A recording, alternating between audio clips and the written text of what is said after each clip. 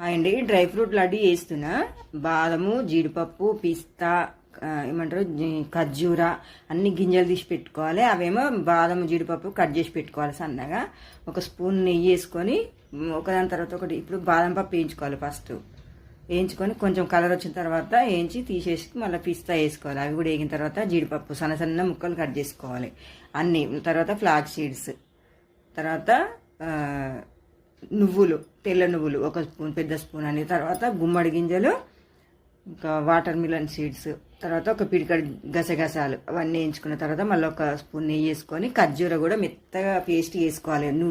నెయ్యిలో వేయించుకుంటేనే మెత్తగా పేస్ట్ అవుతుంది అనమాట. తర్వాత ఈ డ్రై ఫ్రూట్స్ అన్నీ అందులో వేసుకొని బాగా కలిపి లడ్డూలు చేసుకోవాలండి. పిల్లలకైతే ఈడొచ్చిన పిల్లలకైనా ఎవరికైనా సరే, మగ పిల్లలకైనా పెద్దవాళ్ళకైనా రోజు ఒక లడ్డు తింటే జుట్టు ఊడదు, కళ్ళకు మంచిది, చాలా హెల్దీ లడ్డు అనమాట.